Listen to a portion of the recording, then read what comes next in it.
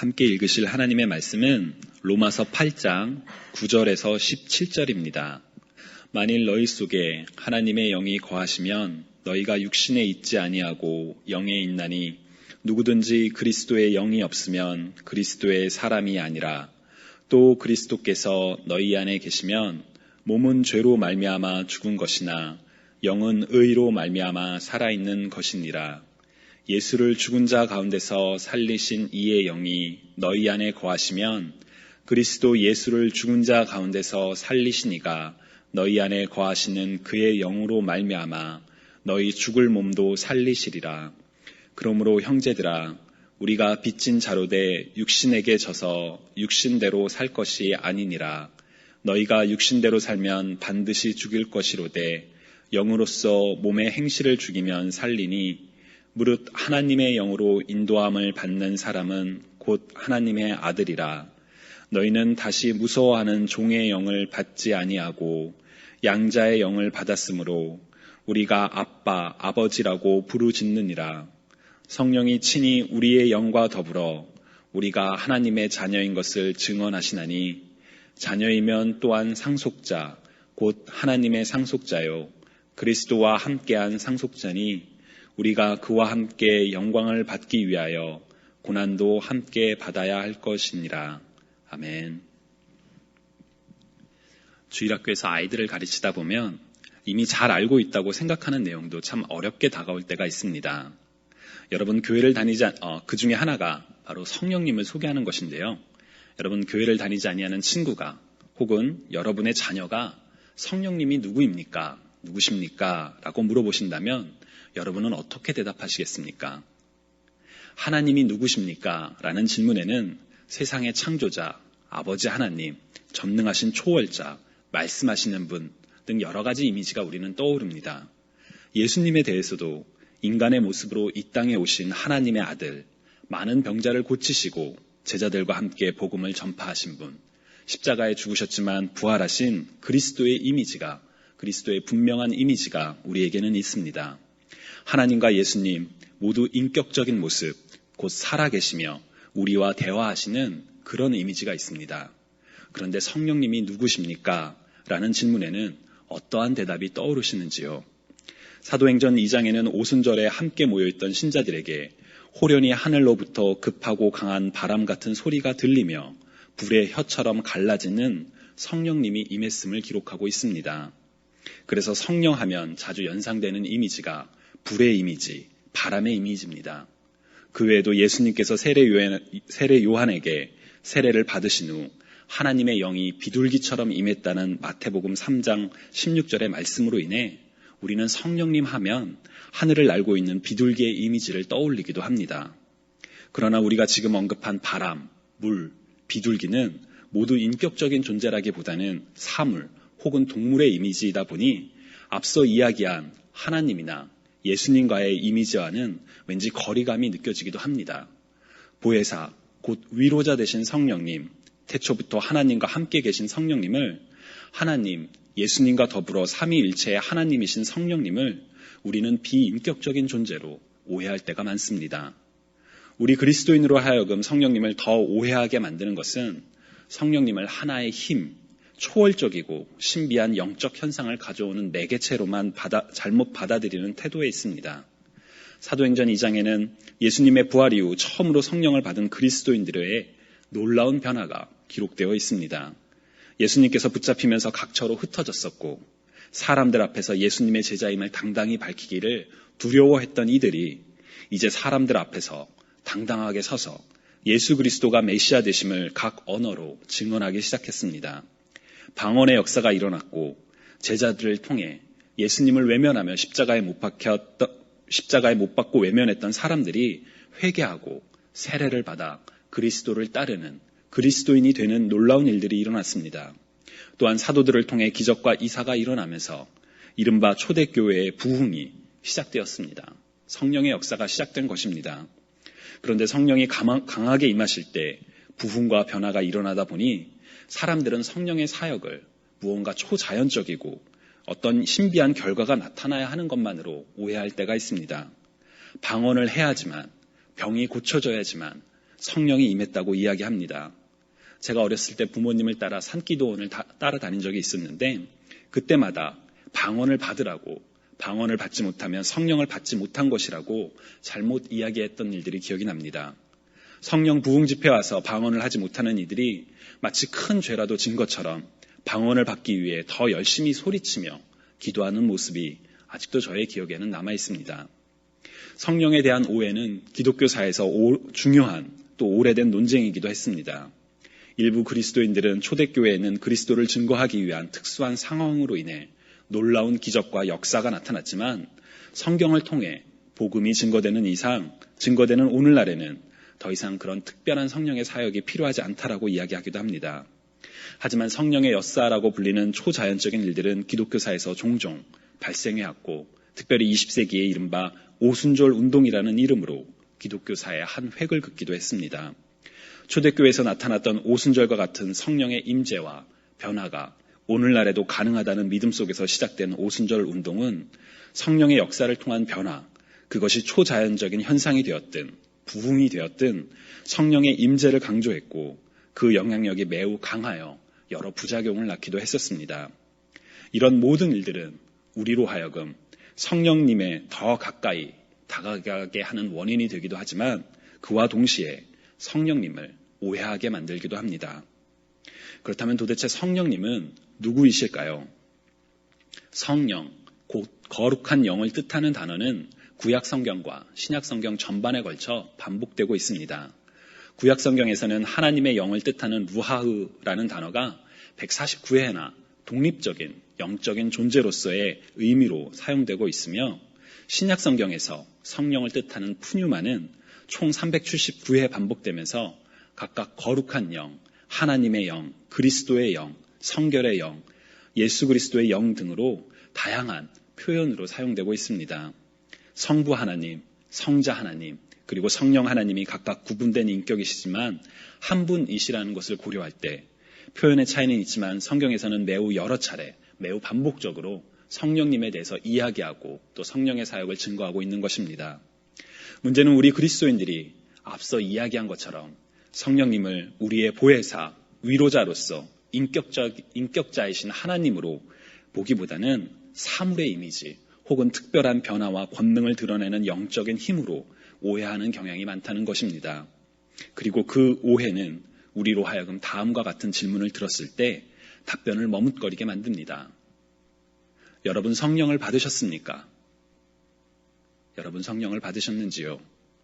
성령님께서 여러분 안에 항상 거하고 계심을 믿으십니까? 성령님이 여러분 안에 거하고 계십니까? 우리는 우리의 연약하고 부족한 모습 때문에 과연 내 안에 나 같은 사람 속에도 성령님이 계실까 의심할 때가 있습니다.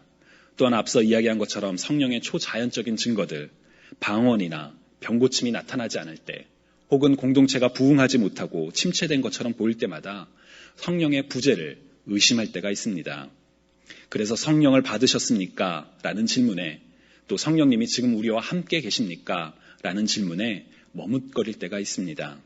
하지만 성경은 분명히 성령님이 우리 그리스도인들과 함께 계시는 하나님의 영이심을 증거하고 있습니다. 오늘 본문인 로마서 8장 9절에서 바울은 만일 너희 속에 하나님의 영이 거하시면 너희가 육신에 있지 아니하고 영에 있나니 누구든지 그리스도의 영이 없으면 그리스도의 사람이 아니라고 이야기합니다. 바울은 하나님의 영, 그리스도의 영이라는 표현을 각각 사용하고 있지만 모두 성령 하나님을 가리키는 표현들입니다. 그런데 바울은 성령이 없으면 그리스도인이 아니라고 이야기합니다. 즉 이 말은 우리가 그리스도인이라면 우리 안에 성령님이 반드시 계셔야 한다는 이야기도 됩니다. 여러분 안에, 우리 안에, 그리스도이신 우리 안에 성령님이 계십니까? 어떻게 우리가 확신할 수 있을까요? 우리가 우리 안에 성령님께서 임재하심을 확신할 수 있는 첫 번째 근거는 바로 예수님의 약속입니다.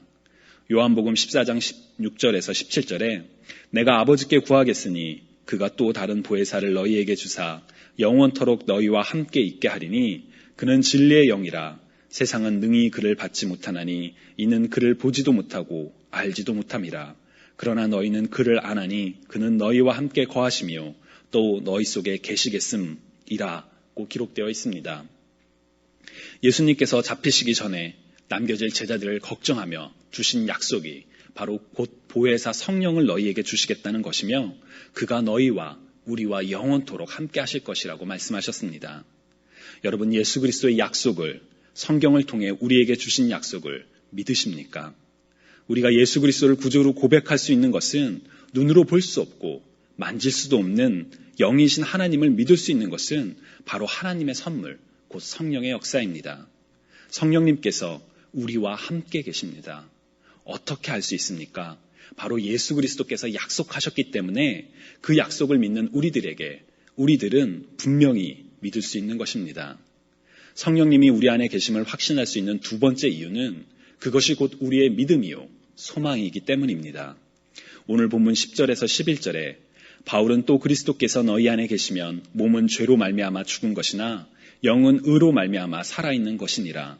예수를 죽은 자 가운데서 살리신 이의 영이 너희 안에 거하시면 그리스도 예수를 죽은 자 가운데서 살리신 이가 너희 안에 거하시는 그의 영으로 말미암아 너희 죽을 몸도 살리시리라고 이야기합니다. 표현이 조금 어렵게 느껴지기도 하지만 바울은 그리스도인으로서 우리가 지닌 소망에 대해서 이야기하고 있습니다. 그리스도인으로서 우리가 가지고 있는 참 소망이 무엇입니까? 우리가 하나님을 구주로 고백하고 믿는 이유는 세상에서 무병장수하기 위함이 아니요 세상에서 명예와 부, 권력을 누리기 위함이 아니며 질병과 고통과 같은 우리의 현재의 문제를 해결하기 위함만이 아닙니다.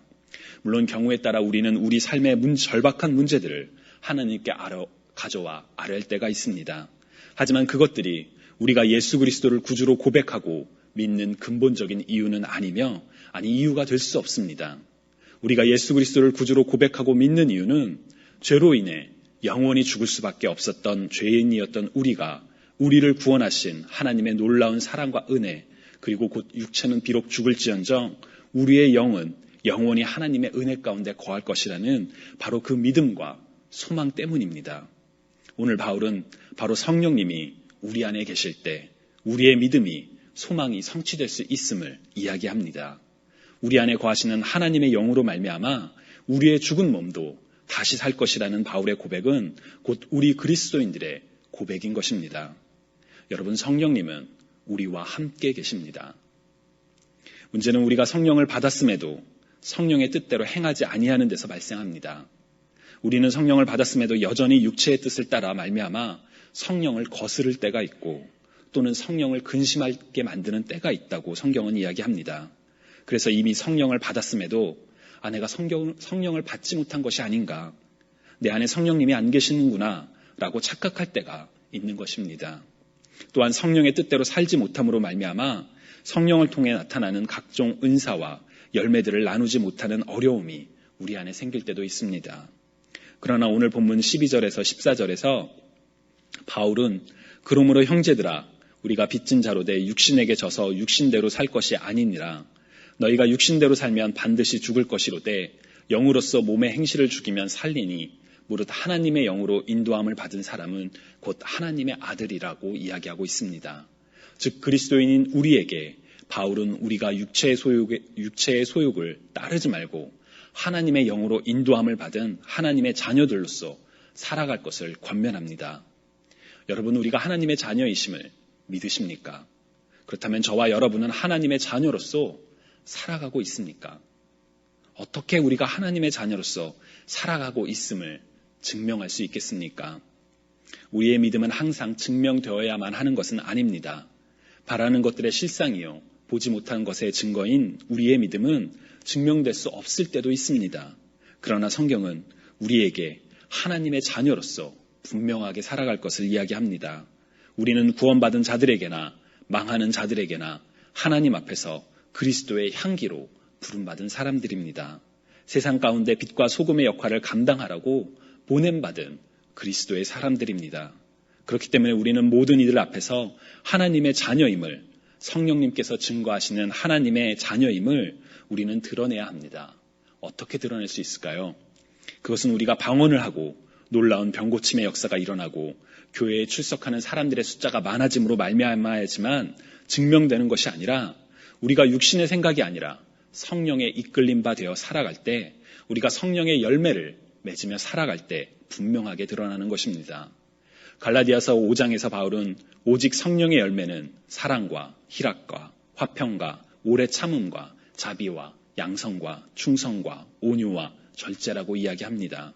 우리가 사랑을 나누며 기쁜 마음으로 평화를 선포하고 인내하며 관용을 베푸고 선한 행동을 하고 성실하게 온유한 태도로 절제하며 살아가는 것이 곧 성령의 역사하심을, 우리의 삶 가운데 일어나는 성령의 은혜를, 임재를 증명하는 것입니다.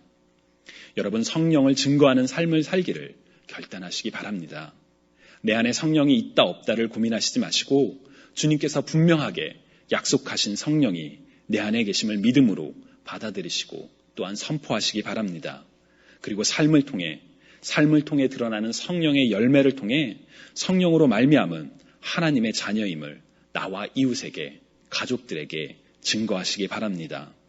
우리는 예수 그리스도를, 복음을 직접적으로 사람들 앞에서 이야기함으로써 복음을 이야기할 수도 있습니다. 그러나 더 큰 복음의 증거는 우리의 삶을 통해 그리스도를 닮아가고자 하는 삶의 노력을 통해 성령의 열매를 맺으며 살아가는 삶을 통해 예수 그리스도를, 복음을, 성령을 증거할 수 있는 것입니다. 바울은 오늘 본문에서 이미 성령을 받은 그리스도인들이 성령에 이끌림 바 된 삶을 살 것을 강조하고 있습니다. 바울의 권면처럼 성령에 이끌림 바 되어 삶 속에서 성령의 열매를 맺고 그를 통해 하나님의 자녀됨을, 우리 안에 살아계신 성령님을 증거하시는 삶을 사실 수 있기를 주님의 이름으로 간절히 축원합니다.